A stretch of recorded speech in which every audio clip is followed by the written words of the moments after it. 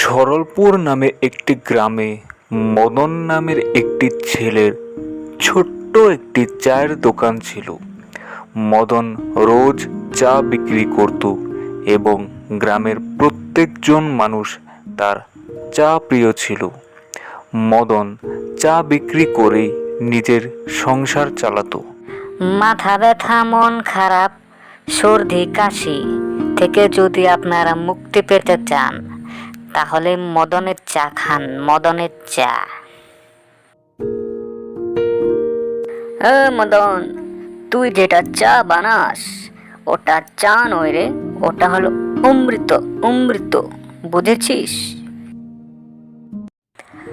হ্যাঁ হরি, তুই একদম ঠিক বলছিস। মদনের হাতে সত্যি জাদু আছে, জাদু। এইভাবে মদনের চায়ের প্রশংসা দিনে দিনে বাড়তে থাকে। কিন্তু মদন এত প্রশংসা শুনতে শুনতে মদনের ভিতরে একটি অহংকার ও লোভের সৃষ্টি হয়। ও, আমার চায়ের চাহিদা দিনে দিনে যেভাবে বাড়ছে কি আর বলবো তোমাকে। আচ্ছা বুঝলাম, এটা তো আমাদের জন্য অনেক ভালো সংবাদ। হ্যাঁ গো, এবং আমি ভাবছি আমার চায়ের কিছু পরিবর্তন আনা দরকার। কেমন পরিবর্তন?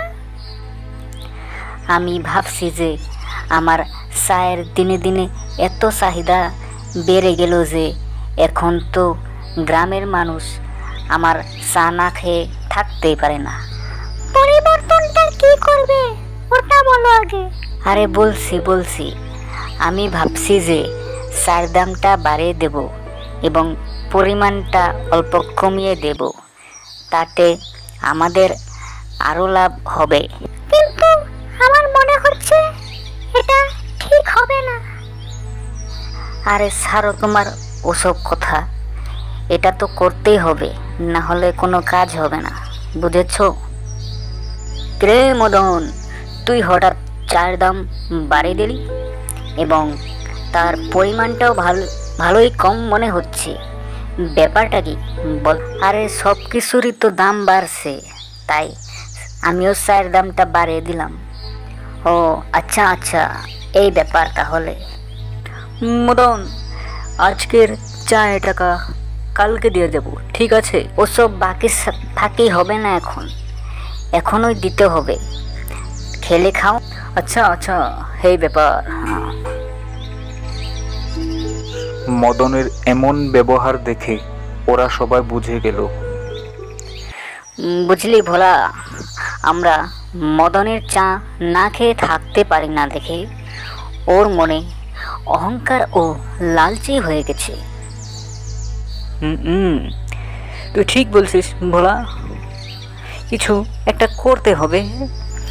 বেটা অনেক দাম হয়ে গেছে, বেটাকে শিক্ষা দিতে হবে। ওর অহংকার ভাঙার একটাই উপায়, যেটা হলো আমরা ওর দোকানে আর চা খাবো না। এইভাবে আস্তে আস্তে মদনের দোকানে কাস্টমার কমে গেল। কেন তোমাকে আমি বারংবার না করেছিলাম? তুমি এক কাজ করো, আগের মতো আবার ব্যবসাটা শুরু করো। আমি বুঝতে পারিনি এমনটা যে আমার সাথে হবে। আমার অহংকার ও লালচিতা খুবই বেড়ে গিয়েছিল। মদন পরের দিন থেকে আবার তার ব্যবসা আগের মতো করে শুরু করে এবং তার দোকানে কাস্টমার আসতে আবার শুরু হয়।